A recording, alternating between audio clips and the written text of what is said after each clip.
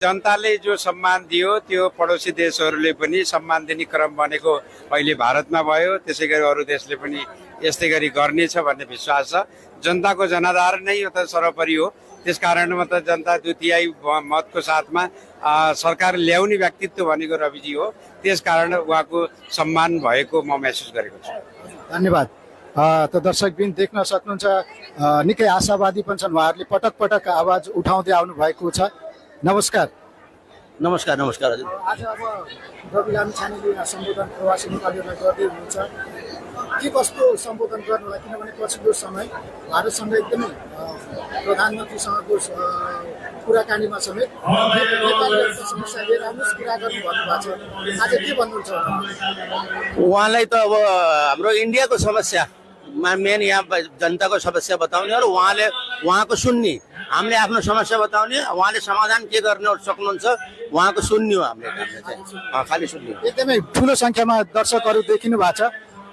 धेरै अहिले धेरै आउँदै हुनुहुन्छ। धेरै एकदम यहाँ अटाउनै मुस्किल छ। हलमा मन्दिर उति हुनुहुन्छ, बाहिर पनि उति हुनुहुन्छ। धेरैजना आउँदै हुनुहुन्छ, अहिले बाटैमा हुनुहुन्छ। हजुर नमस्कार। नमस्कार।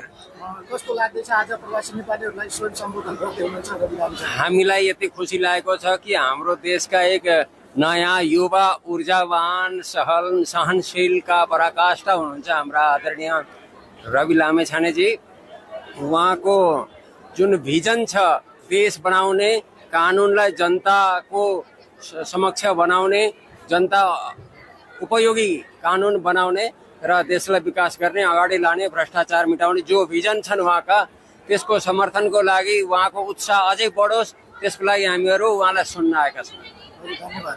त दर्शकबिन तपाईँहरू देख्दै हुनुहुन्छ यो जनमानस जुन छ यो केवल राष्ट्रिय स्वतन्त्र पार्टीका समर्थकहरू मात्रै होइन, जसले नेपाललाई बनोस् भनेर सोच्नुहुन्छ ती सबै फरक विचारधारा, फरक राजनीतिक विचारधारा बोक्ने नेपालीहरू पनि यति बेला यहाँनिर तपाईँहरू देख्न सक्नुहुन्छ। यो अगाडिको रोमा भिआइपी गेस्टहरू पनि आउने भनेपछि यो रिजर्भ राखिएको छ, तपाईँ देख्न सक्नुहुन्छ। र यो ठुलो सङ्ख्यामा नेपालीहरू यति बेला यो हलमा भरिसक्नु भएको छ र कतिपय नेपालीहरू यस हलको बाहिर समेत उपस्थित रहनु भएको छ। दर्शकबिन यो आज राष्ट्रिय स्वतन्त्र पार्टीका सभापति रवि लामिछाने यसरी दिल्ली भ्रमणमा आएको बेला प्रवासी नेपालीहरूलाई सम्बोधन गर्ने कार्यक्रम रहेको छ। र अहिले केही बेरपछि राष्ट्रिय स्वतन्त्र पार्टीका सभापति रवि लामिछाने यो कार्यक्रम हलमा पुग्नुहुनेछ